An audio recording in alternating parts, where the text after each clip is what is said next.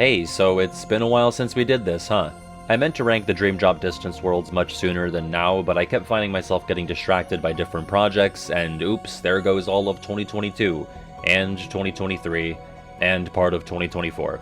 But I also feel like it's probably fair to say that I've at least partially been putting this exercise off due to my less than favorable opinion on Dream Drop as a whole.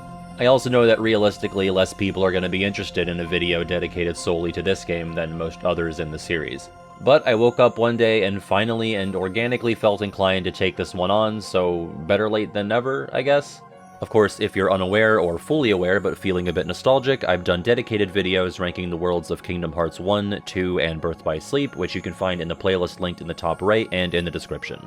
Unlike the rankings for those games, I'm fully dedicated to completing the Dream Drop ranking in one video because the game's only got 7 worlds, so I definitely can't get away with a two-parter this time. Now, I know I just said that Dream Drop isn't my favorite game in the series, but I'm going to try and make it a point to not be primarily negative for the entirety of the video. I feel like I often need to clarify that when I pick out flaws in games like this one or KH2. It's out of a love for the series and not genuine disdain. Sometimes I need an easy punching bag, and sometimes there's a meow wow right within arm's reach. While DDD is the lowest game in my personal rankings outside of Coded and any mobile stuff, I don't think it necessarily has to do with its worlds, which for the most part worked more than fine as places to explore in a bridge game on a handheld. I still think some choices are bizarre or apathy-inducing, but if those choices were made in an effort to save the bigger and better things for KH3, then I'm more understanding. But I think because Birth by Sleep, which was also a stepping stone game on a handheld, had what I consider a significantly stronger world pool only 2 years prior, I tend to view the Dream Drop selection as a bit underwhelming. I also generally have the consistent gripe throughout the game of flow motion not being congruous with DDD's level design, but almost every world is guilty of that, so I'll try not to harp on it too much. But I will a few times, so fair warning. As usual, when ranking the worlds, I factor in its aesthetic qualities, boss encounters, level design, and story elements. There isn't and never has been a structured point system, I'm just going off vibes and how much I enjoy spending time in a given world. I am also not going to get into every little thing that happens in a given world, which might surprise you given the runtime. Rather, I'm just going to talk about whatever I find most interesting, so this is by no means comprehensive. With that, let's get to number 7 and address the digital Zoliphant in the room. Ah, here we go again. Longtime viewers of the channel may know that when growing up with KH2, I wasn't the biggest fan of Space Paranoids, but as the years went by, I started to foster an appreciation for it. Mainly for its connection to the external KH plot by way of the Ansem and Radiant Garden of it all, but even since my KH2 world ranking, I also started to enjoy its aggressively 80s environment, as abstract as it can feel at times. Unfortunately, I can't say that I've had the same growth arc over the past 12 years with Space Paranoid's successor, the Grid. Where Space Paranoids and by extension Tron are gaudy and a bit haphazard, the Grid and Tron Legacy are uniform and more structured. The Grid and its source material strip away a lot of the color that made the original pop and or gave you something to look at while you failed to understand just what in the fuck was going on or what anyone was talking about. Instead, the Grid and Legacy opt for a consistent palette of grays and neon blues, which imparts a more modern feel, I guess, but I definitely prefer the more in-your-face, spacey qualities of the original. And I should say, I watched both Tron movies for the first time specifically for this project because I felt like I kinda needed to do my due diligence if I'm gonna talk about this world and should at least give it a fair shake. And I'll admit, while I didn't particularly love either film, I at least walked away from both with an increased appreciation for how their respective KH games adapted them into worlds. Things like the MCP and Sark fight in KH2 or the Rinsler fight in this game feel incredibly faithful to the movies. It was cool to see things in Legacy like the Recognizers and recognize them. It was unsettling to see things like de-aged Jeff Bridges as Clue and realize that his model in Dream Drop somehow looks more human. Like, I get why they did it and it was 2010, but yeah. Thankfully, the game keeps the awesome kick that Clue gives to Kevin Flynn, which is unironically my favorite part of the Grid, and it's not even close. Here is all of it in full. Clue! Remember what you came for!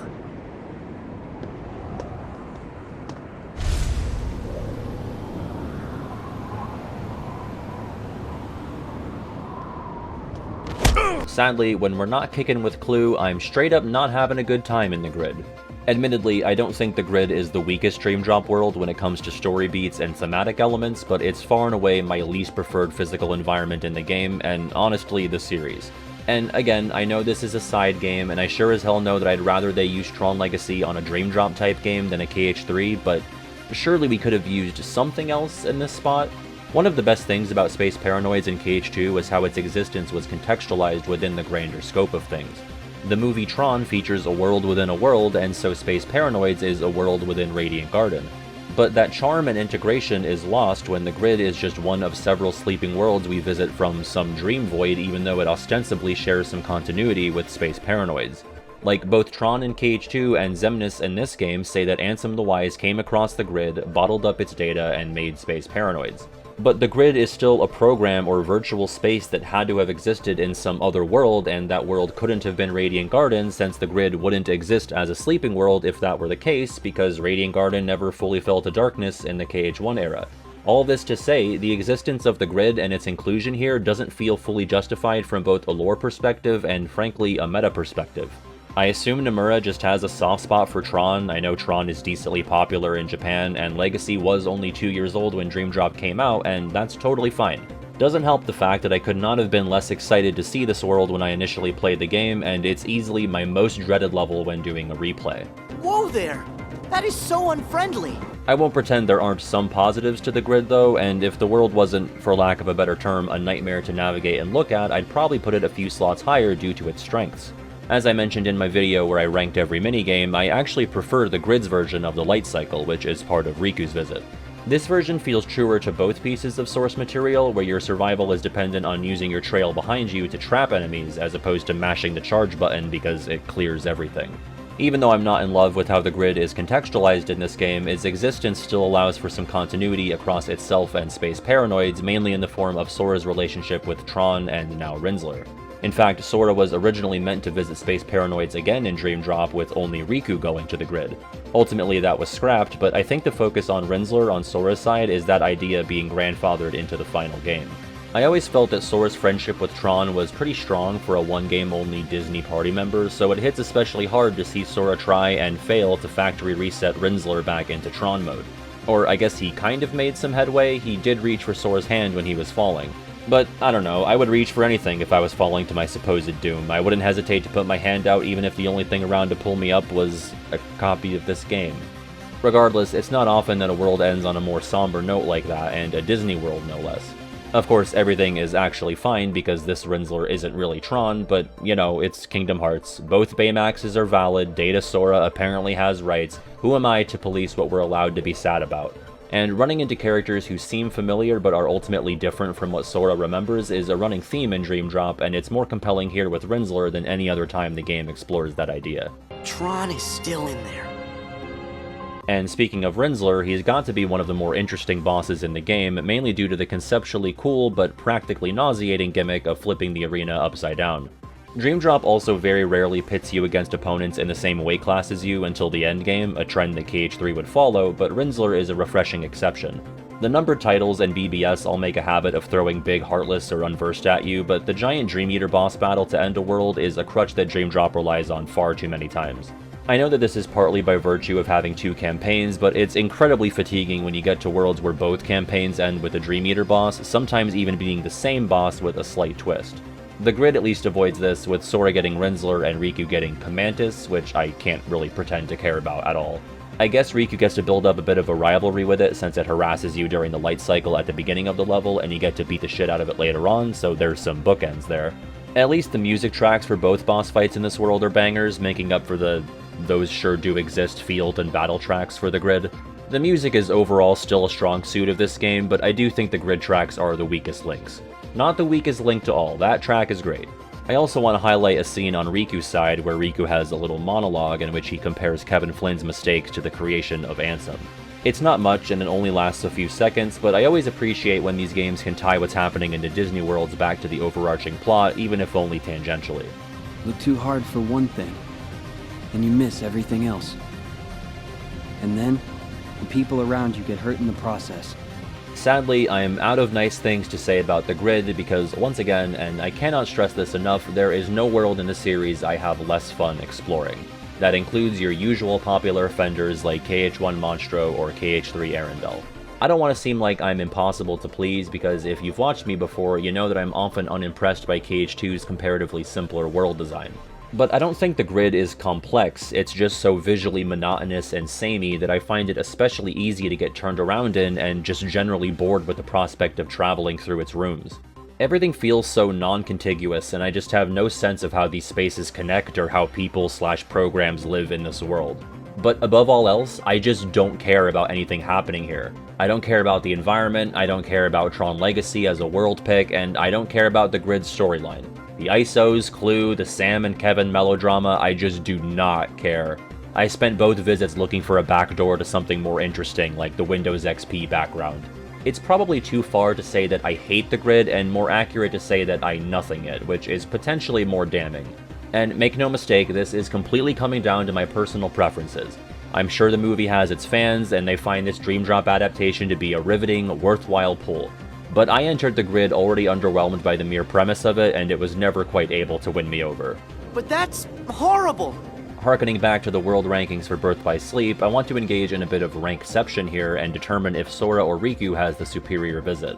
I think for this one, I've got to give the edge to Sora, almost entirely thanks to the Rinsler fight over Camantis, but it's pretty close.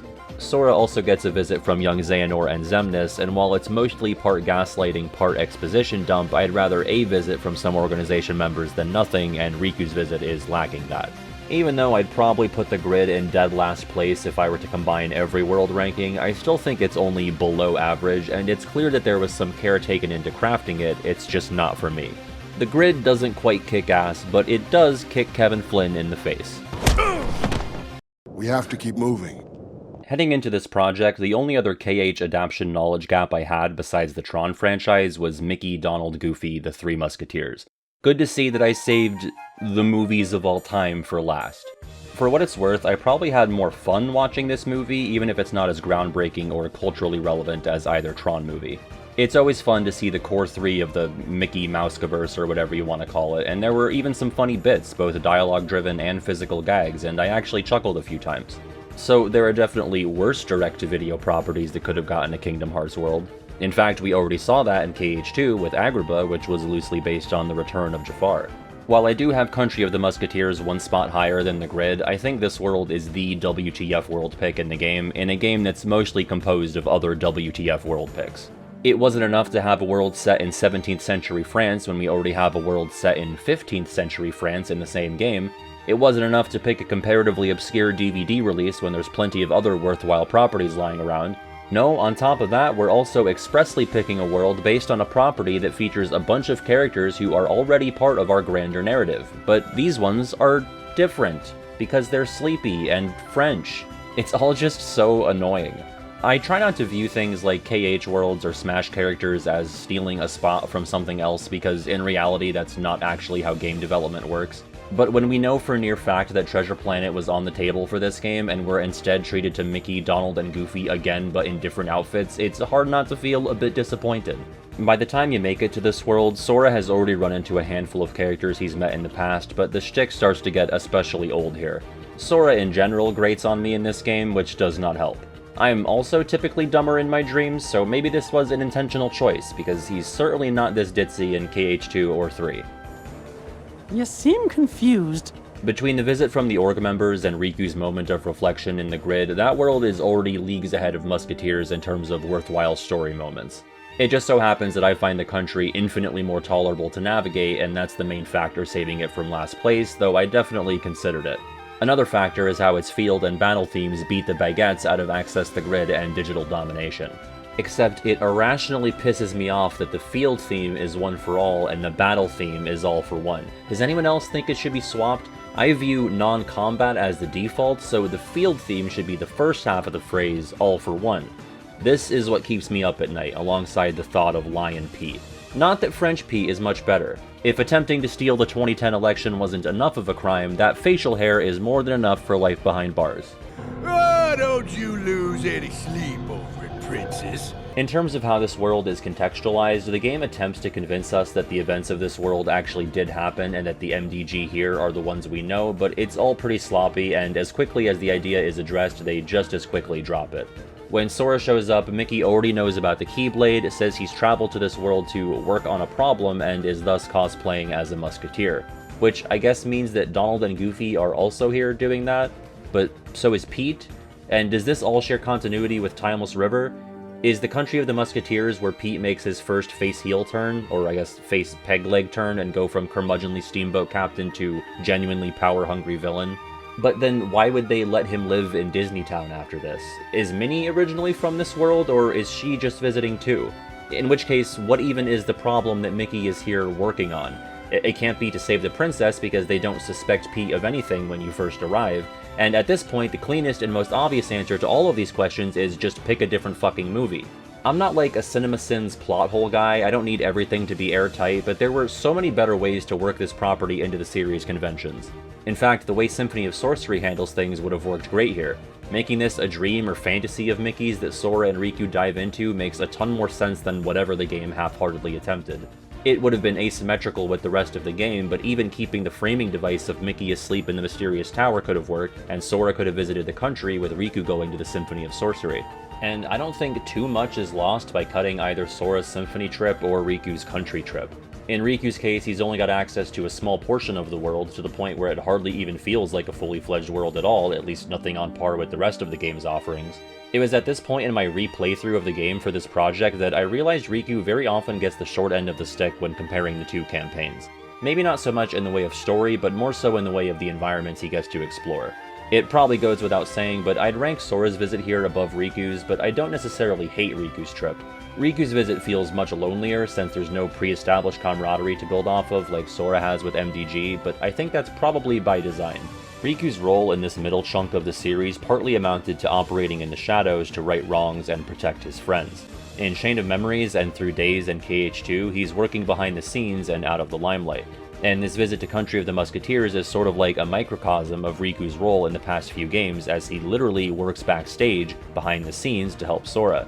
It's a quieter role, there's less fanfare and outwardly stated heroism, but it's just as important, if not more important, than what's happening on the other side. So I do like that aspect of Riku's visit, even if the setting he gets to explore is otherwise quite restrictive. For what it's worth, it's at least a unique environment. Outside of like KH1 Neverland, there aren't a ton of these more enclosed interior spaces throughout the series, and there are some fun mechanics at play during the Beagle Boys hide-and-seek segment.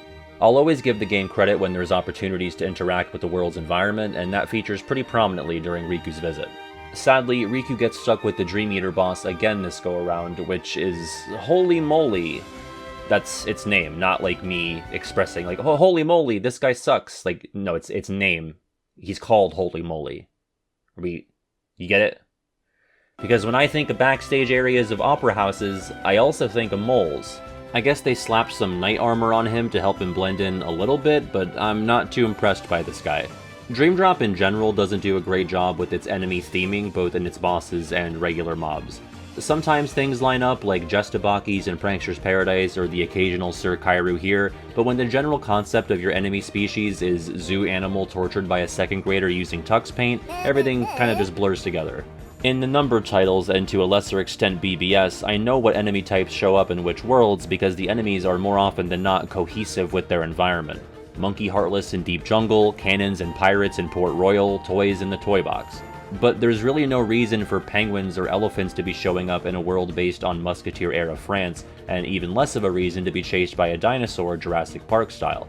Like many shortcomings with Dream Drop, you can handwave this by saying these are sleeping worlds, aka dreams, so it doesn't have to make sense, but I think the memorability factor suffers when each world is filled to the brim with random smatterings of unrelated Dream Eaters. How are there no, like, cow or horse Dream Eaters here? Anyway, switching over to Sora's side, his trip is much more focused on following the plot of the movie. Not that this is something I value more than an original storyline created for the game, but it does open up the amount of areas that Sora gets to explore. Of course, some of these areas are going to feel a bit stale, having just visited another France a few hours ago. Like, seriously, we have underground medieval crypt/dungeon areas and big open French town environments in both of these worlds. If you gave me a screenshot of any of them, I would struggle to place which world they came from. But since you're not cooped up solely in the Opera House, there's at least a bigger sense of adventure on Sora's side, befitting of four numbskulls who fancy themselves musketeers. Actually, according to the movie and this world, Goofy is the numbest of the skulls. His entire thing is that he's kind of stupid, and Donald's major trait is his cowardice. And I guess Mickey is insecure about his height. If this world's narrative is truly connected to the other Mickey-centric worlds, I actually kind of like their depictions here, because it implies some degree of off-screen character development that's spurred on by the conclusion of this world. And this is Mickey Mouse, Donald Duck, and Goofy we're talking about, so I'm not really starved for context when it comes to their personal growth, but it's still kinda nice to have. Donald goes from being a frightful coward to a brash, perhaps too confident, overprotective duck father. Goofy goes from, as the journal puts it, not always on the ball, to easily the smartest of the main trio, wielding both a shield and common sense. And Mickey is literally a short king. He met the mouse woman of his dreams, and Pete stays malding. And, also, he would go on to canonically solo Zaldin and save the world from the Patriots by going through the microwave hallway. And yet, we still get to see all of their shortcomings pop up from time to time. Donald still scares easily, Goofy still has some moments, Mickey is still 2 feet tall and thus very easy to chokeslam. I am only half kidding about this. I think it's nice that you can kinda sorta trace some continuity between the Musketeers iterations and the ones we meet in KH1. When the bunch of us stick together, we can accomplish anything!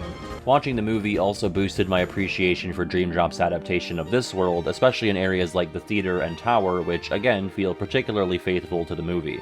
Speaking of the tower, the game goes for a bit of a Donkey Kong moment by way of a barrel-tossing Beagle Boy. Sadly, the game forgets that flow motion is a thing, so you don't really need to engage with this in a meaningful or challenging way. I forgot how much of a fucking beating the Beagle Boys take in this world, by the way. Before replaying for this, I always just remembered the fight with them alongside Pete at the end of Sora's visit, but you fight them before that in the tower as Sora and, again, as Riku. This is Dream Drop's clever way of artificially pumping up the amount of Disney bosses you get in this game. Oi, quit messing around! Something that finally clicked for me after watching the movie was the sort of comic book aesthetic that pops up when doing this world's reality shift, which is pretty charming. I guess I just assumed it was a reference to older Disney comic strips, but the movie uses an annoying turtle reading a comic book as the framing device for the story. I tend to like the reality shifts in general, by the way. They're unique in every world and usually match the world's vibe, and some of them are like little micro games within combat encounters. It's nice to have something in the toolkit that changes up depending on the world you're in and is always there regardless of your level or what keyblade you're using, though some raise the likelihood that reality shifts can be triggered. It's a shame because it felt like 9 times out of 10 I would get the prompt for a reality shift when an enemy was like 2 or 3 hits away from death, and so it was usually quicker to do a combo instead of sitting through an animation and or micro game. But sometimes they're integrated into boss encounters like here with Pete and the Beagle Boys, which is a good way to guarantee that the player gets to see them at least once. Overall, the country joins the grid as one of 2 KH worlds that I tend to feel disappointed with or underwhelmed by, but again, there's still a bit of gold in these hills if you don't mind plodding through a generic, boring countryside to mine that gold. Au revoir! So I'm just gonna call it the City of Bells, if that's okay. I have already angered the nation of France by putting both of its reps in the bottom half. I don't need to rub salt in the snail by fucking up the pronunciation. I'll say up top, this world is not at number 5 thanks to the caliber of the source material, because this was the kind of shit I wanted to see in a Dream Drop type game. This feels more on par with what Birth by Sleep pulled. The Hunchback of Notre Dame isn't quite prestigious in the way that the old princess movies might be regarded, but it's a worthwhile entry in the Disney catalog that deserved the KH treatment at one point or another. They blew through most of the Renaissance bin during KH1 and 2, and between this, Pocahontas, and The Rescuers Down Under, I think Hunchback is the clear favorite to be next in line. For me, a Hunchback world is KH getting kinda weird in a fun way, and less in a confusing or underwhelming way like how I view the inclusion of the grid and the country. Dream Drop could have been a great spot for other less beloved but occasional cult classic Disney properties, movies like The Great Mouse Detective, or even stuff like Bolt or The Black Cauldron. They're all things that I don't necessarily want or need to see in a numbered title, but exciting enough to be given a world on one of these 2010s handheld games. Hunchback is generally remembered as one of the darker movies in the Disney canon, even after having the especially fucked up parts of the original Victor Hugo novel removed. Parent murder is pretty par for the course in Disneyland. Homicidal sex pests driven by religious fanaticism who express a desire to commit genocide against real-life marginalized people? Not so much. Dream Drop didn't fully include all of this in its adaptation, perhaps because it lacked the stomach or willingness to take it on fully, but I think it more so just didn't have the time or space to explore the darker corners of the movie, like Frollo's Hellfire song, for example. Because the game still very much acknowledges the actual racism at play here. At first blush, you might think that the Mickey Mouse friendship game actively choosing to explore this world and its themes is a massive case of self-inflicted tonal dissonance, and I sort of both agree and disagree. For one, Kingdom Hearts has always relished in the opportunity to juxtapose the innocent and childlike with the dark and sinister. This is the series that has end credits with the names of voice actors for both Winnie the Pooh and Sephiroth. Whether or not you enjoy this sort of purposeful dissonance and mood whiplash is another matter, but I don't think it was inconsistent or a huge leap for the series to go here. And the concept of characters being hated or marginalized solely thanks to a label attached to them from birth is also not a foreign concept to the series. Ansem the Wise circa Chain of Memories and Judge Frollo probably would have gotten along pretty well. Of course, it might feel a bit more uncomfortable here in the City of Bells because this is all rooted in real historical prejudice and not against people in cool coats with elemental powers. But Sora and Riku view Frollo's racist crusade for what it truly and plainly is, which is darkness. This is just one of many forms that darkness takes, and it needs to be stopped all the same. I suppose I'm saying all of this to justify the world's inclusion and to express that I don't dislike it for either tackling the subject matter at all or not delving deep enough into it. It was handled exactly how I'd expect Kingdom Hearts to handle it, for better or worse. Such disgusting attire. I know what you are. And for the record, I don't actively like or dislike this world. I think it's very much replacement level as far as Dream Drop goes. If anything, it's nice to visit a world that's completely divorced from anything we've seen in prior games, and believe it or not, this is the only world in the game to have that distinction. I didn't even realize that until starting this project, but the other 6 worlds are either revisits or have a twinge of familiarity to them. Traverse Town and The World That Never Was are returning worlds, and Prankster's Paradise is half Monstro, mostly featuring characters you've already met. The grid is obviously linked to Space Paranoids, and both the country and Symphony are populated with familiar faces, with the latter being accessed from the mysterious tower. So it's refreshing to have a fully new environment and cast of characters, and I do think that helps impart a grander sense of adventure and danger here when compared to the game's other worlds. Like when Frollo kidnaps Esmeralda and Paris is burning, they convey that by having some boxes on fire scattered here and there. Maybe not the best example. As for Frollo himself, I think we're pretty underserved on him, which is a shame because he's just one of the biggest, most batshit bastards in the Disney Villains Club. I feel the same about him as I do Scar in KH2, but at least Scar got a boss fight, which is apparently too much to ask these days. And by these days, I mean since 2012. Which was a few years ago, right everybody? Now, I will fully concede on the fact that a 60-something-year-old man in a robe is not the most thrilling boss fight concept, whether he's wielding a sword or not. But I want the satisfaction of hitting this man, or at least causing him some emotional distress. It's especially weird that he basically gets his movie death on Sora's side, but on Riku's, he... what's the ad-friendly way of saying this? He Zigbars himself. Once again, it's Dream Drop, these are sleeping worlds, there's 2 sides of each world, nonsense is encouraged, but I think it could have been cool to have some kind of darkness-boosted Frollo boss fight on Sora's side. Or go the route of Clayton in the Stealth Sneak and have Frollo fight alongside the Wargoyle, or riding on top of it, just something so that he's actually part of the battle.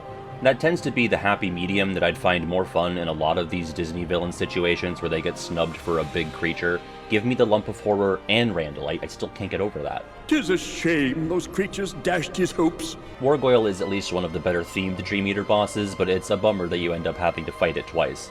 Though I do appreciate the continuity between the battles where Sora fights it after Riku effectively clips its wings.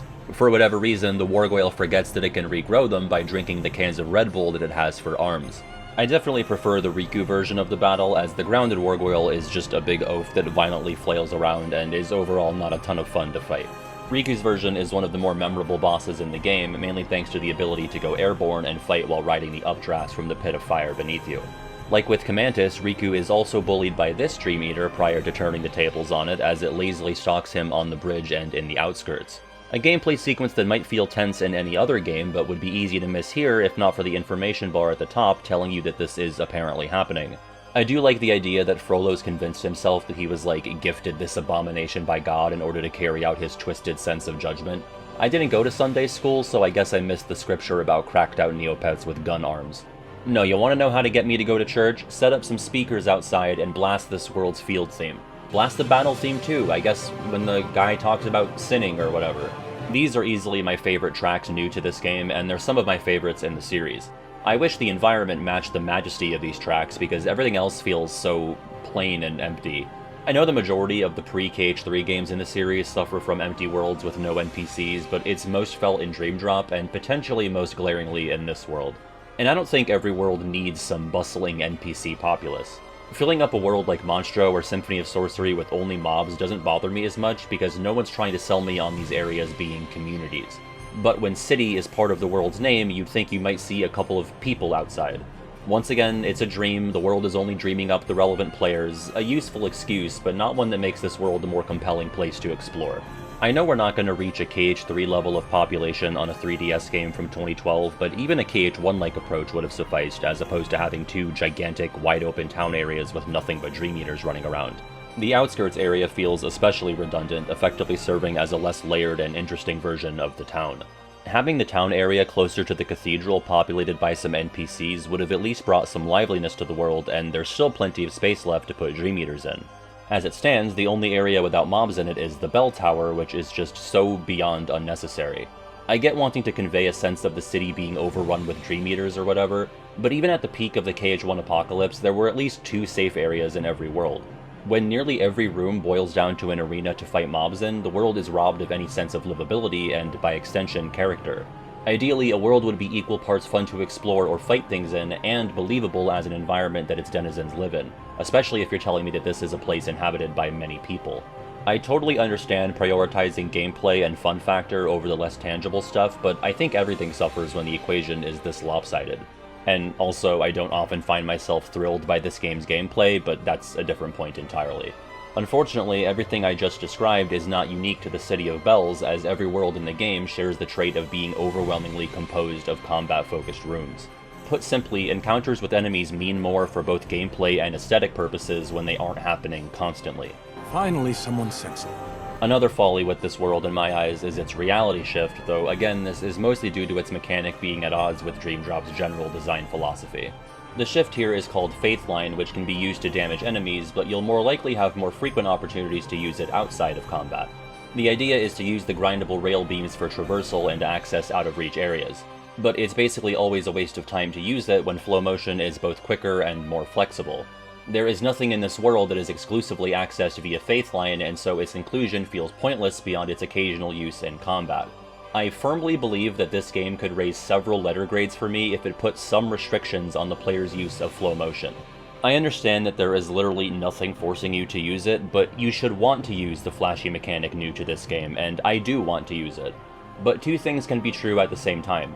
Flow motion can be extremely fun to use, a godsend for traveling across large distances, and its use can undermine several other aspects of the game, plus lead to a general stench of unmemorability on worlds and areas thanks to zipping through them without having to pay much attention to your surroundings. I desperately wish Dream Drop took some cues from, believe it or not, KH2 of all places. Remember the Olympus Stone? Until Sora retrieved it from Demyx, you weren't able to use drive forms in the underworld. Give this game its own Olympus Stone. Not literally, but introduce some sort of mechanic that restricts the player's flow motion until they accomplish a specific task, or get to a designated part in the world's plotline. Maybe each world has like 3 Dream Eater mini-bosses that are casting some kind of sealing spell on your abilities, and you have to defeat them to unlock your full flow motion potential. Or maybe there's a couple of Dream Eater emblem pieces hidden around in the level geometry, and you have to either use a limited flow motion or your base movement kit to reach them, and you gradually gain back different abilities with each piece. There's only 6 worlds, it could literally be a unique goal for each of them. In addition, as simple as this not only fixes the horrendous balancing issue with flow motion, but it further fleshes out the worlds, gives you more stuff to do, more reasons to explore, and I can't fathom it would have taken that many resources to pull off. Imagine how much more intimate and familiar an area like the town here would feel if you first had to navigate it as a less mobile Sora or Riku, exploring its nooks and crannies for whatever items you need to find or mobs you need to hunt down. And then imagine the catharsis when you've broken the evil Spelican seal or whatever, and now you can wall jump and rail grind to your heart's content all over the damn place. I always say I judge games for what they are and not what they aren't, but just the slightest tweak to the status quo here would have had me singing this game's praises much more often. I wonder if that guy is alright. Anyway, I guess that was more of a general Dream Drop tangent than one strictly about the City of Bells. I hopped on the Faithline, and that's where it took me. Well, let's go for the compliment sandwich approach. I actually really like the underground areas that Sora gets to explore during his visit. And as someone who's typically pretty low on Dream Eaters as your companions in this game, I'm particularly a fan of the moments where they can notice something off about your environment, encouraging you to interact with it. Off the top of my head, I can only think of this happening again when searching for the Beagle Boys, but I do wish this was implemented more frequently. This game doesn't have something like Trinity marks that you need a Donald and Goofy for, or world-specific obstacles like the Cave of Wonder statues or the damaged walls in Hollow Bastion. But occasions where your Dream Eaters sniff out any oddities are a passable substitute and make them feel more useful and the game less desolate. Conceptually, I'm also a fan of the chalice thingies that make the ground poisonous to the touch. Practically, all it does is speed up the depletion of your drop gauge, another deeply flawed mechanic, and it also takes all of 2 seconds to deal with these chalices thanks to, you guessed it, Moflotion. So, whatever, I guess. Once again, I think Sora gets the more interesting parts of the world to explore. Riku only gets the windmill as an exclusive area, while Sora gets 5 additional rooms beyond the outskirts. Those areas include the aforementioned catacombs and the Court of Miracles, which was my pick for the best room in the world. The tents and tapestries are a much-needed burst of color after a slush of grays and browns, and it just feels most evocative of the Hunchback of Notre Dame. Despite Sora once again getting the more fun slice of exploration, I have to give it to Riku when ranking the 2 visits. This is largely in part due to Riku's Wargwhale fight being the better of the 2, but also because I tend to enjoy Riku's cutscenes a good deal more. He only has 2 brief moments with Quasimodo, but they're just really sweet. Not particularly deep or anything, but it doesn't need to be. I just like to see Riku have a level head and give some solid advice, even though he's currently unable to take it. This time around, the world gets some organization visitors on both sides, with Sora getting a brief and forgettable appearance by young Xehanort and Vanitas. They tell Sora that he's made his heart a prison even if he's not the prisoner. I guess this is referring to Ventus, who I think would prefer being a prisoner in Sora's Heart Hotel than, like, dead in a Keyblade graveyard crater. I get that villains lie and manipulate and have skewed ideas of the truth, but this sorta seems like a pointless thing to say to Sora. Oh, you hypocrite. How could you tell someone not to put walls up around their heart when there's literally a guy living inside you? SMH, wow, cope, hold this L. Like, no? Shut up, idiot? Meanwhile, Riku is greeted by YX and Ansem in an interaction that's both longer and slightly more interesting, including a little callback to the end of Chain of Memories. Also, it's sort of a throwaway moment, but I like when Phoebus gets his shit rocked and he's like, wow, I suck, you're much cooler than me, Riku. And Riku's like, yeah, because you're a stupid, shitty adult. I haven't met a single one of you guys that I've liked. I even killed a few because they suck so bad. I'm paraphrasing a little. I just like how much the game and its characters respect Riku this go-around, because he deserves a victory lap after the arc he's endured. This guy should have been a party member. Judgment is mine! So coming in at number 4 is a world that I don't think is very good. Just kidding, that's a prank. I think it's fine. Prankster's Paradise, the expansion to KH1's Pinocchio world in Monstro, is probably not a follow-up many people were expecting or asking for, but I feel properly whelmed having received it. I guess by this point, every other Disney world introduced in KH1 got at least one reappearance outside Chain of Memories, barring extenuating Edgar Rice circumstances, so Monstro was the only OG world left. I have to wonder if there was enough concept work done for the scrapped Pinocchio world in 358 days that it just made the most sense from a time management perspective to pursue a fully actualized Prankster's Paradise. Although maybe not, because Days was going to have Honest John and Gideon, and they still didn't make it to this version of the world. And that's too bad, because I wanted to hit them. Let me harm people. But seriously, we get another crack at a Pinocchio world, and the only expansion to the roster of characters is the Blue Fairy, as if we didn't have enough OP magic folk dressed in blue already. I'll forgive you this once. Is a second Pinocchio world the most exciting pick? Definitely not, but I'd still rather rub elbows with Monstro's tonsil stones twice than be shown a JPEG of the grid even once. Sorry about the sentences I say sometimes. But if there was one world in KH1 that could have used some fleshing out, it's Monstro, which mainly opted to use a Pinocchio backdrop as the setting for some Sora and Riku drama. This time we get to step into the movie a bit more, although Dream Drop still doesn't quite go all in on doing the movie plot beat for beat, which I respect. The main focus of the world is the titular Prankster's Paradise, and by that I mean no it's not, because this is Pleasure Island. I'm not sure why they went for the name change here, since no one ever says Prankster's Paradise in the movie. I can't imagine it's for misnomer reasons, because regardless of what the world is called, more than half of it is Monstro and the ocean. This is the same series that called Captain Hook's pirate ship Neverland. We have precedents for this. Maybe Pleasure Island is too sensual sounding, although this is also the same series that platforms Phil, the most conventionally attractive, dyscalculus-suffering goat man I've ever seen. Maybe I could recite you a little epic poetry. We'll get to the paradise proper soon, but let's focus on a different kind of paradise first, the auditory kind of paradise, in my ears, because the return of Monstro means the return of its KH1 field theme, A Very Small Wish, my favorite track in the series. It's an obvious but good call to abstain from using the music from Sora's side universally. Does the inclusion of my favorite KH song mean that I'm slightly more biased in this world's favor? Yes, a little bit, but not enough that its placement on the list moves at all. But music aside, and I hate using this turn of phrase when talking about Monstro, is the juice worth the squeeze? On one hand, this beautiful music, but on the other, Monstro again. I'm higher on the KH1 iteration than most, but not really by virtue of its level design. So I also totally understand if one feels a bit let down that half of this world is one of the more maligned levels from 10 years prior. At the same time, I feel like the alternative is probably a boring Italian village that would likely struggle to differentiate itself from the more grounded locations in the last two worlds we covered. Can't really make a meal out of Stromboli's puppet show, we already have a similar environment in Riku's Country of the Musketeers, and it'd be a shame to go the route of the Hunchback world and give Sora and Riku the same areas except one of them gets way fewer again. So let's just do Monstro again, and I mean that in a game design way, not a shape of water way. And in fact, doing Monstro again, A, serves Riku's story, which I'll address later, and B, also gives the world a chance for some redemption. Crazily enough, I genuinely think Dream Drop does Monstro's area design better than KH1 did, flow motion notwithstanding, of course. And not counting the mouth is way better in 1. Way back in the KH1 world ranking, I remember saying that unlike a Wonderland that's logically illogical and confusing in its layout, there's little reason for Monstro to be as difficult to navigate as it is. Monstro's design reeks of not only whale innards, but dare I say, a touch of laziness, or at least a lack of inspiration. If Dexter or Jabu Jabu, predecessors to KH1 Monstro, can be made of areas that feel physically distinct, there's no reason Monstro's guts should look like they've been run through a randomizer. And don't get me wrong, I still dig the platforming and satisfaction of returning to KH1 Monstro's chambers with new movement abilities, but the structure and layout of those chambers is all mush. The same pulsating goo with the occasional stack of barrels or wall shelves.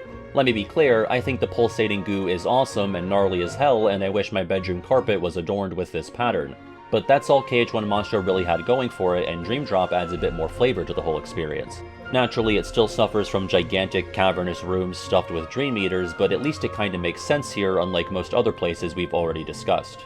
Not only do the rooms now have more unique names and physically distinct layouts, but there's stuff to play around with inside these rooms as well. Stomach acid to avoid, sinewy strands to skate on radically, uvulas to punch and flip everything upside down because sure, that's just standard biology. I'm especially fond of the uvula things, and I am just on a roll with the sentences today, because it literally forces you to engage with the level design in a non-flow motion way if you want to be able to reach certain treasures. As gymnastic-y as you can get in this game, you can't hang from upside down like a Komori bat, you gotta punch some uves. So is it thrilling to return to Monstro? No, but if they had to do it, I'm glad they gave it a substantial makeover. Unfortunately, Riku's trek through Monstro results in a fight with the Char Clobster, who alongside its other half, the Chill Clobster, makes for the most nothing, forgettable boss encounters in the game. Once again, both visits end in a Dream Eater battle, and though they have different colors and fight mechanics, it's the same design twice. In fairness, I didn't really expect a fight against like Stromboli or the Coachman or something, but it feels like a real waste of potential, especially on the Sora side of things, to have this world based on a fantastical amusement park circus hybrid and then to give us a lobster guy. I know Sora's route takes him to the ocean and Riku's takes place entirely inside an aquatic creature, but I don't know, neither of these crustaceans are really screaming Pinocchio when I look at them. Something like a bigger version of the KH3 Marionette Heartless could have been cool, or like, I don't know, one of the boys who turned into a donkey, but he's like a giant eldritch donkey, the eldest and first victim of Pleasure Island, and he's fused with a carousel, and he's pissed. Riku's version of the Clobster fight makes additional use of the uvula mechanic, as the Clobster can position itself on the ceiling so you can cast Floraga on him by flipping the room upside down. Sora's battle against the chilled version takes place in a somewhat different than usual environment, a big ring at varying elevations with Monstro at the center. His fight ends with another mandatory reality shift, this one turning Monstro into a rideable bubble, which makes for a cute but ultimately pretty challenging sequence where you just need to catch up with the Clobster. I guess I'll say Riku has the better fight because I find Sora's truly annoying, but neither of them do much for me. Unlike even the Comantus or the Wargoyle, these lobsters just sorta show up and don't have any other impact on the world's story beyond the chilled Clobster freezing Monstro right before its boss fight. Anyway, I guess I really buried the lead by taking this long to get to the actual Prankster's Paradise. I've kept friendly Randy waiting, and I have it on good authority that he does not like to be kept waiting. Full disclosure, the Paradise's placement on the list is largely carried by its environment, which I really enjoy. I'm just generally a sucker for circus and theme park levels in games. Pinna Park in Super Mario Sunshine, Spectreland in Ape Escape, the Golden Saucer in Final Fantasy VII, the circus, you know, the one that Putt-Putt joins, that's all 100% my shit. So any discontent I may feel about underwhelming world choices or boring lobsters quickly washes away as I ride this Ferris wheel or bounce on these trampolines. Many areas in Sora's half of Prankster's Paradise, especially the amusement park, feel like they're enhanced by and work in tandem with flow motion instead of being stunted by it. You're incentivized to use flow motion because it actually is easier to grind on the roller coaster to reach a chest than to infinite wall jump up a tower. It's literally just an oversized playground, so it makes sense and feels natural to be bouncing off the walls. This is such a fun and unique area, and if you're playing the game in battle level order, it's a much needed breath of fresh air after being cooped up in dark and dreary catacombs or datascapes. The land portion of Sora's Visit is the first time the game felt palpably Disney to me in one of its actual Disney worlds. That could just be thanks to the vibrant color palette and general whimsy, but regardless, these areas felt most like something you might get in a numbered title, at least for me. Wow! Sora's got a handful of forced mob fights in this world, the best of which is the one that takes place entirely in this enclosed trampoline area. A great example of a world's environment having a tangible effect on how a combat encounter might play out. It just aggravates me to no end that the track playing here is, for some reason, Destiny's Force, a legacy track that, up until this point, has literally exclusively been used for encounters with large, imposing bosses. If there was ever a time to use Rowdy Rumble, this was certainly it. I touched on it a little earlier, but the reality shift here is another winner, featuring Sora and Riku trapping an enemy in a bubble and barrel walking it around. The shift encapsulates both the aquatic half of the world by using a bubble, and the land half since it looks like some sort of clown-adjacent circus performance. It's also one of the more useful shifts in the game, as even if you only trigger it on near-death enemies, you can roll the bubble into other enemies with more HP left. The underwater part of Sora's Visit is assuredly the weaker half, but even that isn't terrible by any means. It even serves as a bit of spiritual redemption for KH1 Atlantica, since it's a fairly similar setting, but unmarred by that world's sluggishness and sometimes unclear progression barriers. It even has a friendly sea creature who you can ride around, and you don't need to kill enemies to ride it, or confusingly follow it through several areas to progress the plot. I mean, it isn't really good for much of anything, since it's not going to take you anywhere any quicker than flow motion can, but he seems like a nice guy, so there's that. Like the City of Bells, this world features visits from organization members on both sides, injecting a bit of tension and ever so slightly raised stakes, unlike worlds like the Country, which had none of this. So that's also playing a part in this world's higher placement, because I know there are people on Twitter who are going to say I'm too low on Musketeers, you guys just fucking love Musk. Ignoring how the game prompts you via battle levels to visit Prankster's Paradise after the grid, and Sora being surprised that Xemnas is alive when he shows up here, this scene is pretty neat. It's nothing mind-blowing, it's mostly just Xemnas musing about how Pinocchio is capable of growing a heart, but it's great foreshadowing for the bomb he drops way later on.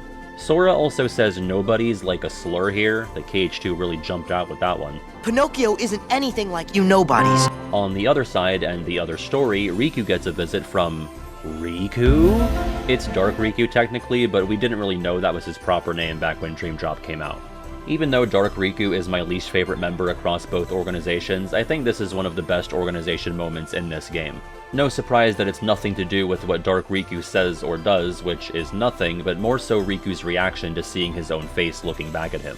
Monstro was the site of Riku's first real antagonistic act against Sora back in KH1, and Riku is essentially put in Sora's shoes when he confronts himself running off with Pinocchio. This prompts a bit of self-reflection from Riku concerning both his complicated past and his friendship with Sora, who's likened to Riku's own Jiminy Cricket. Except Jiminy can read and write, and I don't think Dream Drop Sora can do either of those things. I like this scene. It's cool to see Riku confronted by one of his old shitty misdeeds and for him to untangle that.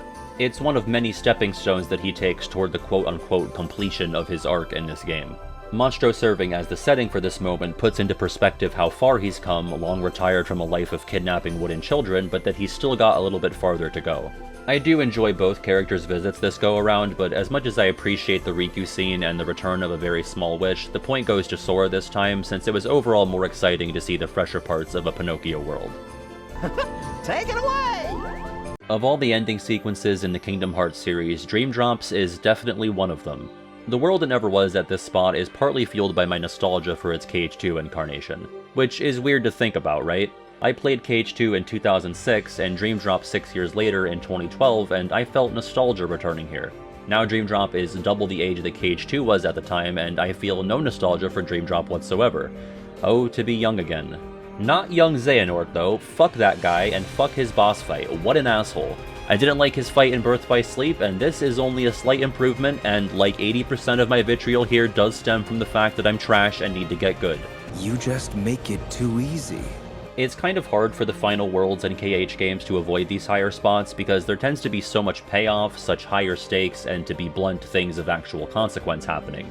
Not to say that nothing important happened in the lead up to the finale in this or any of the other games, but they're usually brief moments during Disney Worlds or interstitial scenes between worlds. The only exception in my own ranking project so far is the Keyblade Graveyard in Birth by Sleep, which was slightly harmed thanks to its bland level geometry and the fact that we kind of already knew what was going to happen there thanks to the KH2 secret ending. But I'll fully admit, I had no idea just what the fuck I was walking into when I first arrived in Dream Drop's final world. So the world that never was is heavily aided by the element of surprise. In retrospect, I may not be in love with every decision made here, specifically the haphazard way time travel is introduced, but it doesn't take away from the emotions and excitement I felt in the moment.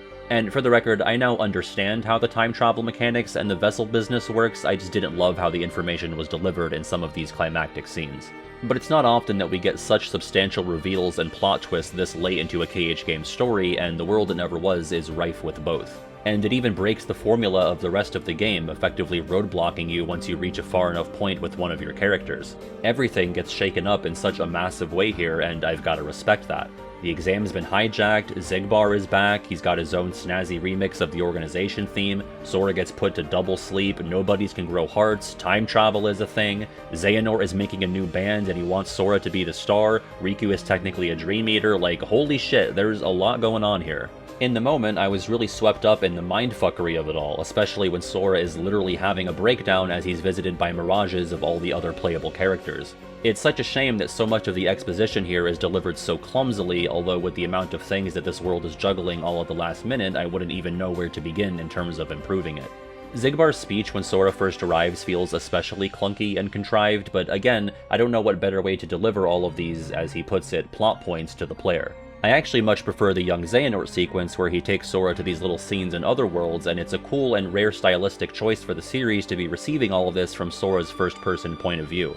Because we, the players, are just as lost and confused about everything as he is. As loath as I am to put you and I on the same level as Dream Drop Sora. But I'll give it to him here, this is all a lot to take in. I also love the Traverse Town scene where the game basically acknowledges how many times the series has done a retread of KH1. And the following scenes where Sora is back in his KH2 outfit and you can faintly hear Riku's muffled voice trying to warn him is probably the closest the series ever skews to something like psychological horror. We also get a reprise of My Friends Are My Power, which isn't quite as emotionally resonant for me the second time around, but it is the flashiest with the shot of all the major protagonists backing Sora up at the end of his speech. So there are some fun story and character moments here, but I feel like this world and the events contained within are also single-handedly responsible for further intensifying the KH so confusing talking point that you often run into outside the fandom. Normally I would rebut that, but it's hard for me to not sympathize at least a little bit with someone trying to comprehend the last few hours of Dream Drop for the first time. But I think one bad, kinda convoluted apple has spoiled the bunch, as I don't think anything up to Dream Drop is really that confusing, and not much sense, maybe save for the Power of Waking stuff in KH3. Those complaints really only apply to the Sora side of things though, which is definitely more concerned with the grander scope of Xehanort's plot and manipulation of Sora's journey in this game. Riku's side, outside of the late world scenes in the Round Room, are much more character-driven, reaching a crescendo when Riku confronts Ansem yet again. Getting to see Riku fully deny Ansem and kick his ass twice in a row is a satisfying conclusion to Riku's arc of darkness-related trauma. Also, in retrospect, it's crazy that I did not at all pick up on Terra being the Guardian because they really lay it on thick in this scene here. Strength to protect what matters. The 8-minute behemoth of a scene where Master Xehanort returns is one of the first things I think of when I hear the words Dream Drop Distance. Even though I picked a different scene when choosing Master Xehanort's best moment, this is also up there as a character-defining scene for him. He's having so much fun reveling in being the chess master with a lasagna of contingency plans, and that giddiness he exudes is practically contagious. Again, despite taking umbrage with some dialogue choices and the introduction of certain plot mechanics here, I left this scene feeling so excited for KH3. Xehanort laying out the final stage of his plan and saying that he needs 12 other unlucky souls to fill out his ranks made my mind run wild thinking about the different combinations of potential candidates. It's too bad the trailers for KH3 sort of just let you know almost all of them way ahead of time, but I had a lot of fun speculating in the 7 years between this game and KH3. Sure, you probably could have assumed that a good chunk of the real org members were going to be repeats from the original, but it was still fun to imagine what other routes it could have taken. God, have you ever made my opinion known on the main channel that I think this is Axel's worst game by a huge margin? I can't deny the hype when he shows up to bail Sora out, but what were they doing with some of his lines here? He's like G-rated Deadpool. You had your perfect little script, but you kind of forgot to write the sequel. Anyway, I could keep going on about the story and character stuff here, but we could be here for days, and I can see that some of you have already fallen asleep. Wake up, Kevin from Massachusetts. Hopefully that gets somebody.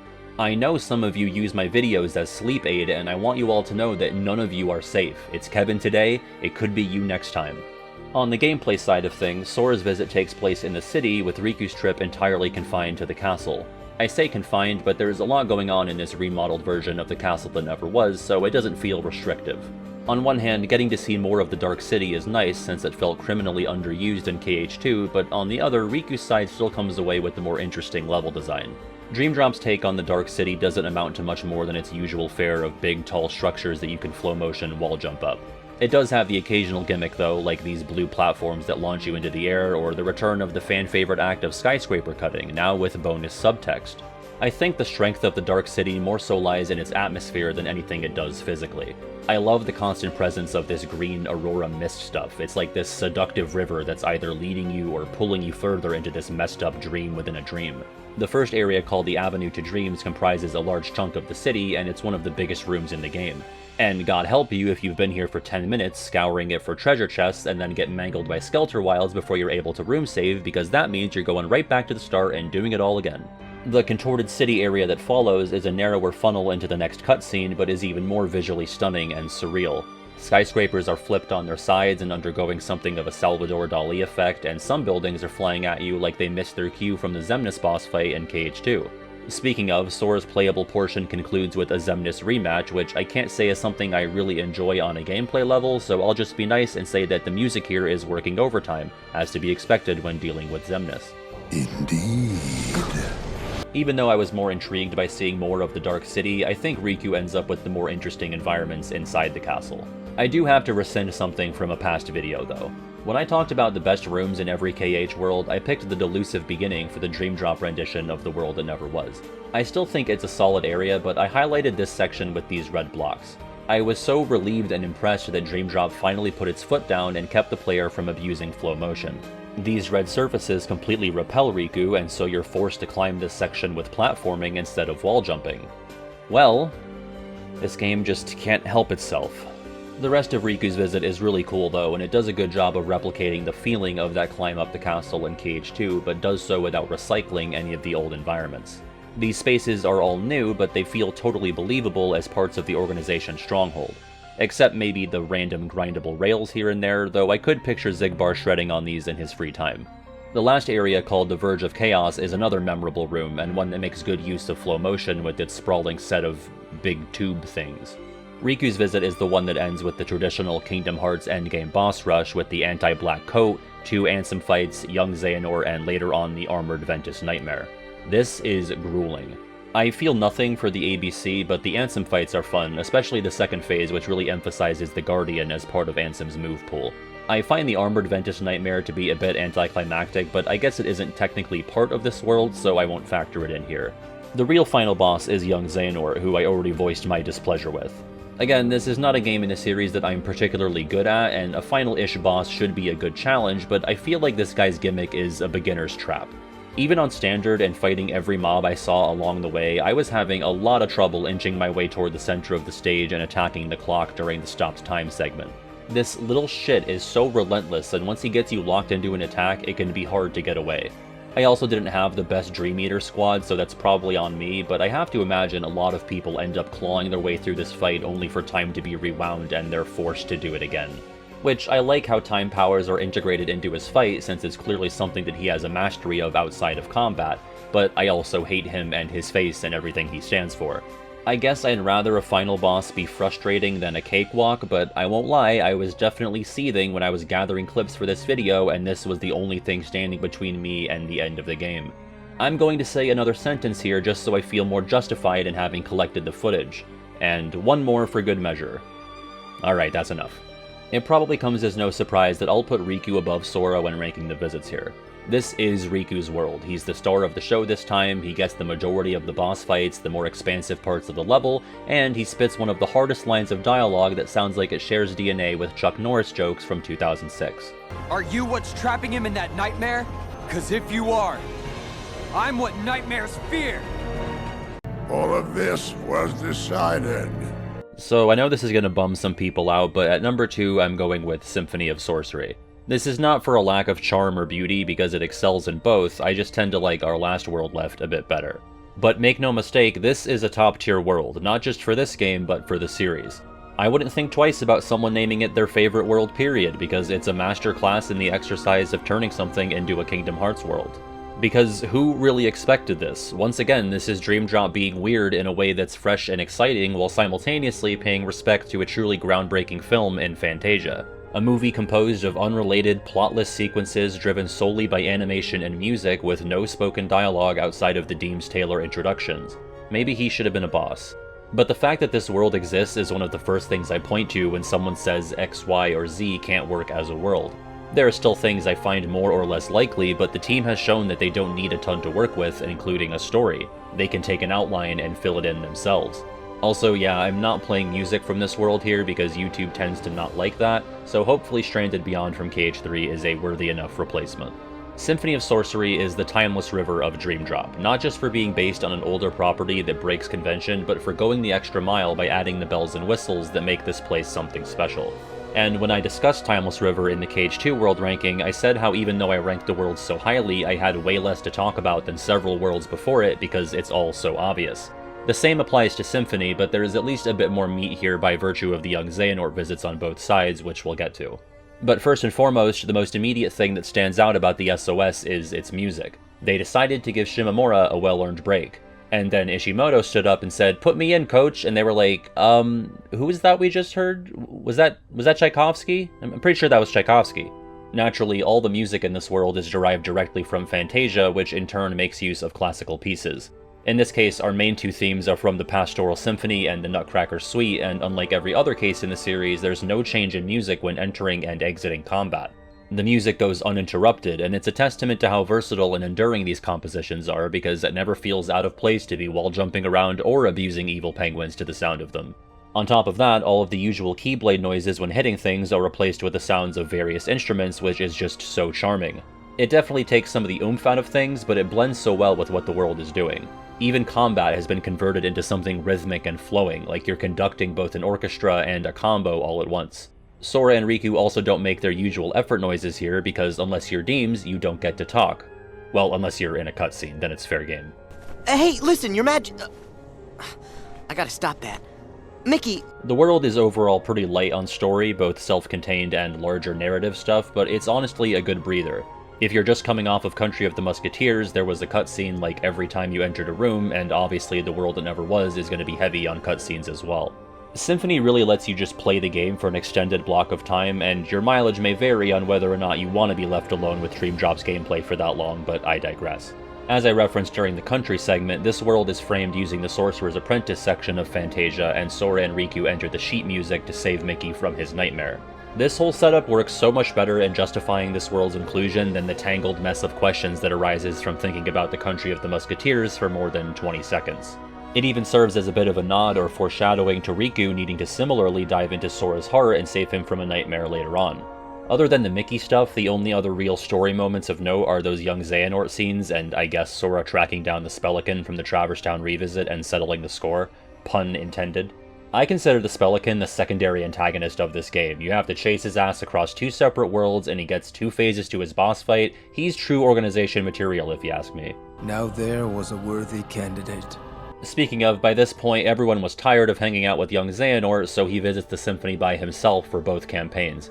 I don't really know what purpose his conversation with Sora serves. It's like he wants him to know that the organization is manipulating the exam, but he practically spells it out for him and Sora is too stupid to pick up on it, so he just fucks off like, Jesus Christ, I'll just let Zigbar explain it later, I guess. Once again, Riku ends up getting the better story content here, with young Xehanort making a last-ditch effort to dig into Riku's insecurities before admitting that Riku is too much of a force to be left alive. And then, he summons the fucking devil. Chernobog is back, baby, and that is so cool. His boss battle is a glorified dive, but better than nothing, I guess. I was just hyped to have another Bald Mountain sequence, even if this fight is more of a visual spectacle than anything else. And that's the other key component to the symphony, the visuals. That's what Fantasia is all about, after all, pairing music with a visual medium. This world is filled with some of the most appealing backgrounds and set pieces in the entire series. Riku's visit is made up of 3 different wood areas, each of them representing different seasons, and all of them equally as pleasant to run around in. Sora's visit might take the cake though. I never really took the time to appreciate the night sky in the precipice area until making this project. It's one of the best backgrounds in the game. Sora also gets to visit this fluffy cloud paradise and literally skate on rainbows, and even though Riku is finally shrugging off the darkness allegations in this game, it's hard not to notice that the game lets Sora go to heaven and sends Riku directly to hell. The Glen area that follows might have to be my pick for the best looking area in the game. It's filled with these pastel colored bushes and swirling streams of flower petals. It looks like Marluxia drank a bottle of Febreze and then threw up on the place. Even young Xehanort can't help but comment on how beautiful the scenery is. He literally never has anything nice to say besides this moment here. That's the power of the symphony. Beautiful world, isn't it? The physicality of the symphony's areas is another strong suit. Areas like Riku's Snowgleam Wood have fun little interactable elements in its environment, and both visits make use of my favorite reality shift in the game, Melody Catcher. Each of these only ever lasts a few notes, and it still beats the piss out of the entirety of Atlantica and Ice Cream Beat. Melody Catcher is used in spots that help open up progression, and I especially like its employment in the Fields area of Sora's story, where it transforms the area from dark and stormy to bright and sunshiny. By the way, in Japanese, this shift is called Phantasmic, and that's so much cooler. I got to see Phantasmic once at MGM as a kid, and it was like the closest thing there ever was to anything resembling Kingdom Hearts in the parks. Also, I know it's Hollywood Studios now, but it's always going to be MGM to me. Old Man Yells at Cloud in the Cloud Walk area of Symphony of Sorcery. Overall, the world does such a good job at adapting material that's literally all visuals and music and no story. Even though it doesn't explore every single segment of Fantasia, I think it picked the best ones, although it couldn't have hurt to have some reference to the dancing hippos and alligators. That's one of the first things I think of when Fantasia's brought up. Even some Dream Eaters based on those animals showing up here would have been a fun touch. As a matter of fact, I like to assume they introduced the Pegasus Dream Eaters in the Pastoral Symphony section because these little Pegasus guys heavily feature in that part of the movie. I guess if they did the Rite of Spring, they could have had some Tyrantorexes running around as well. Picking the best visit here is the toughest choice so far because I think I ultimately prefer Sora's environments, but I do like Riku's young Xehanort cutscene better.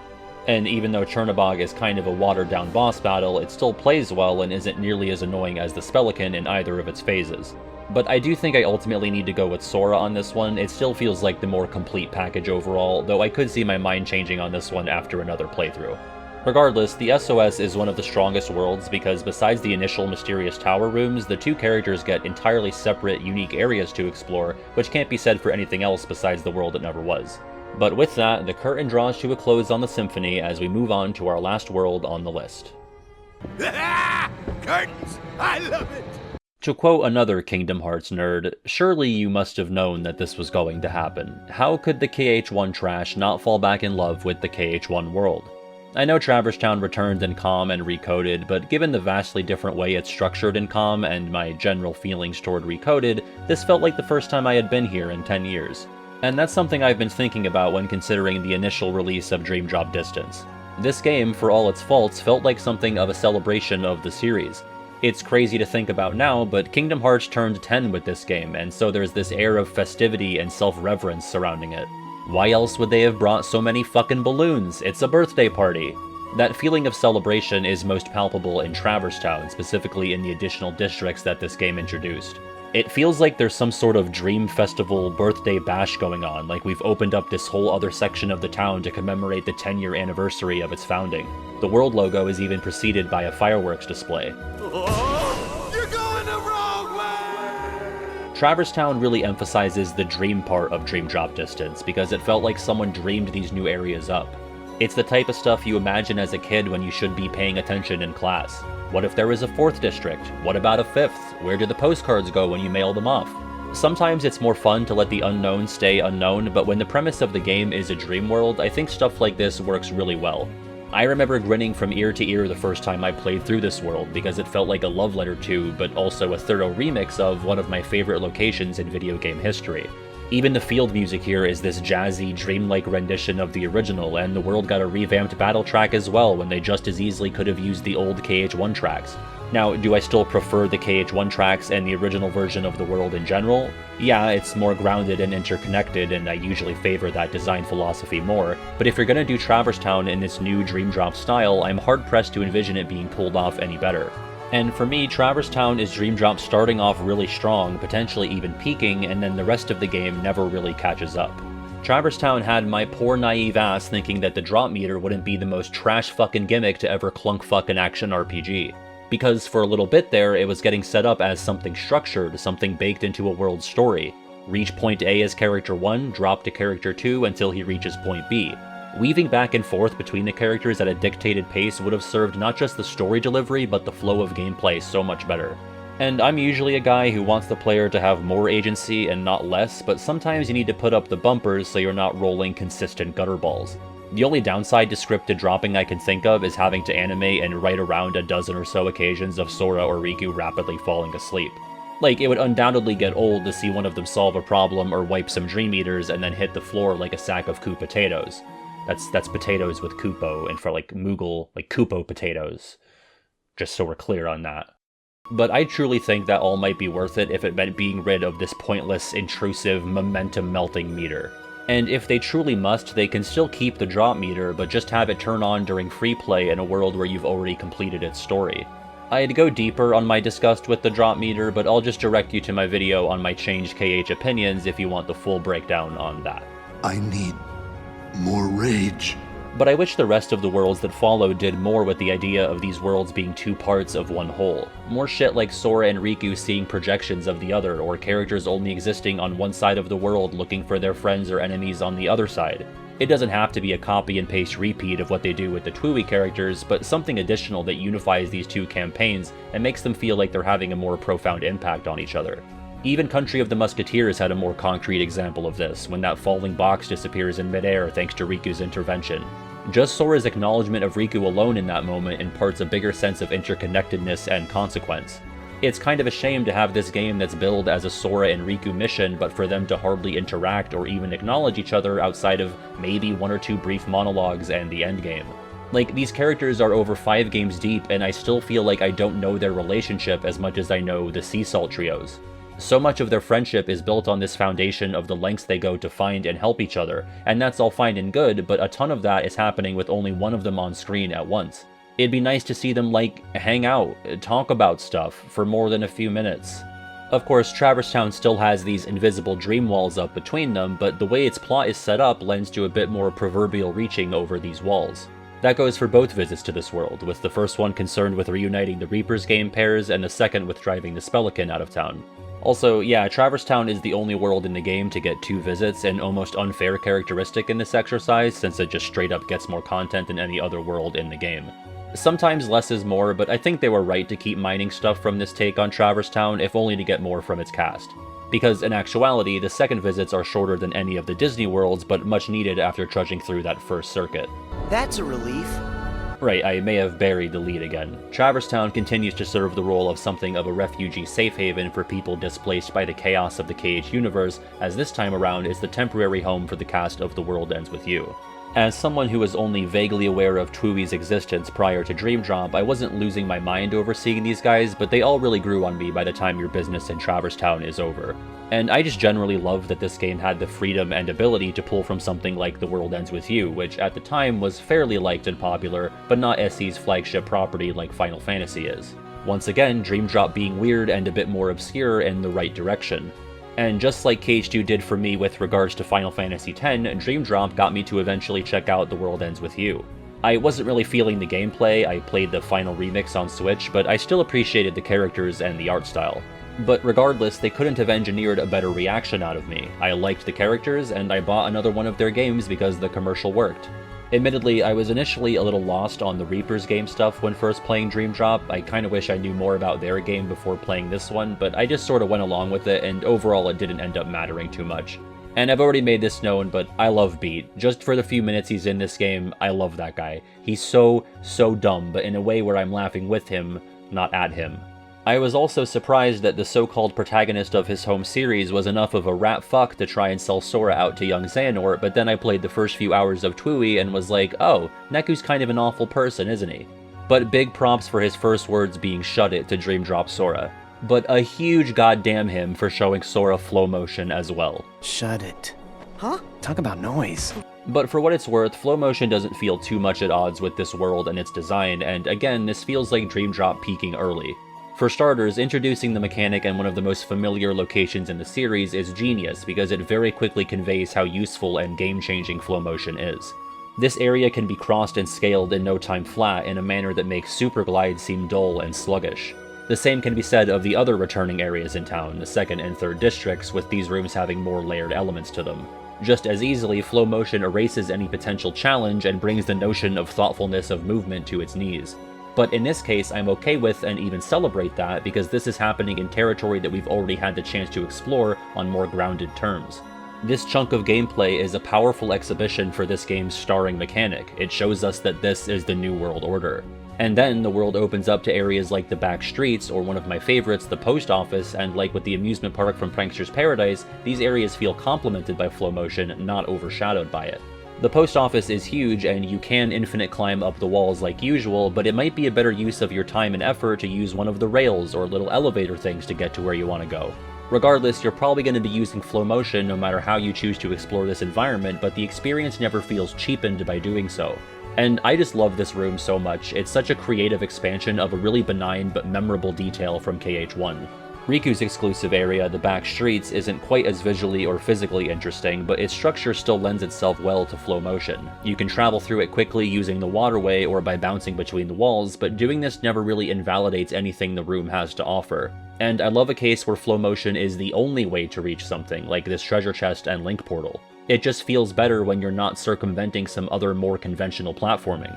No, in this case, the area was designed knowing you have access to this mechanic, or at least it seems like that. And then there's the 4th and 5th districts, which play nice with flow motion too, but are also visually distinct from the first 3 districts, yet still feel reasonably cohesive with the original town. They have their own personalities and functions, and are just generally pretty to look at. I especially love the neon archways and the shop and tournament areas in the 4th district. Again, it really imparts this feeling that Dream Drop is a birthday party for Kingdom Hearts. Let's celebrate by making our pets hit each other. Or maybe not. Listen, Flick Rush is fine, but I may have been gassing it up a bit too much in that minigame video. The 5th district is the site of both fights with the Hako monkey, which, yeah, I'm not getting this one either. Am I missing something about boxing monkeys and The World Ends With You? Is there some connective tissue here that I'm not getting? From what little I know, maybe it would have made more sense to go with something based on, like, a clock, or something music-related, maybe a Grim Reaper. Then again, we've already got a lot of those types floating around. But yeah, the double dose of big Dream Eater boss is undeniably the low point of the world. Sora's fight feels especially lackluster since the 5th district is big enough that you can pretty easily outmaneuver the Hako monkey, and he doesn't really have too much he can do to answer that.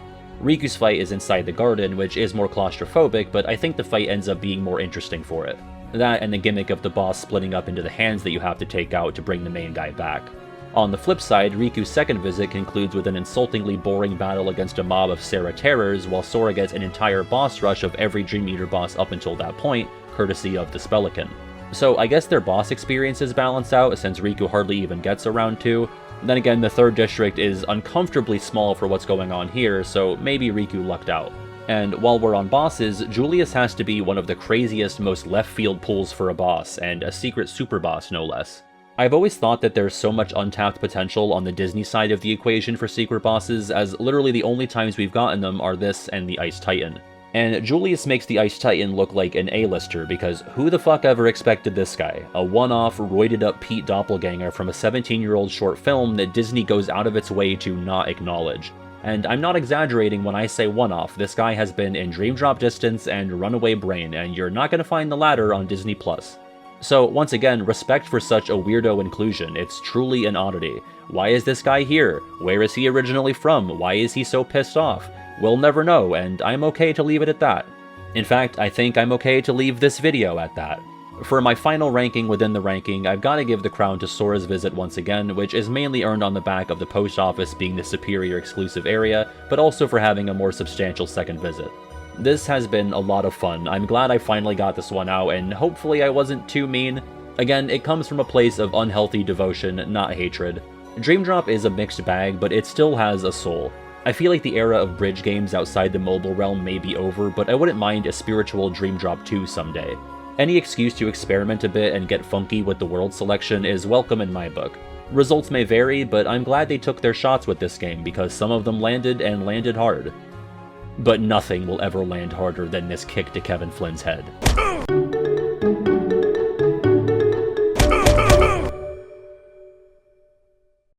Hey, thank you so much for watching, and really thank you for your patience as I got this one out. I don't like not having a video come out for an entire month, which is what April ended up being, unfortunately. The first half of the month I kind of hit a bit of a slump. If you read my community post around then, you might know what that's all about. But I'm doing a lot better now, and like I said at the top, this was something that I sort of pivoted to just because I felt, oh, you know what, I'm kind of in the mood to talk about Dream Drop, which is not something that comes easily to me. So I kind of shifted my attention towards this one. But I had a lot of fun making it. When I decide on these projects, I feel like I always have this amnesia of the reality that I have to replay this game and potentially watch movies that have to do with the game, so it ends up taking more time. But I also, you know, was having some writer's block and really was just making sure that I got down exactly what I wanted to say about these things. I probably take it more seriously than I need to, but if I'm not doing that, then what's the point of all this, you know? If you enjoyed, please consider hitting like, subscribe if you want to see more stuff like this. It's always in the works. If you really, really, really, really like it, patreon.com/regularpat is the best way to support me and the channel and to make sure stuff like this keeps getting made. A couple bucks a month, you get unique benefits, pretty cool stuff, I think, IMO. And of course, I am always on Twitter, on Discord, and I stream thrice a week on twitch.tv. Thank you for hanging out with me for this past hour, and I will see you next time. Take it easy. Bye.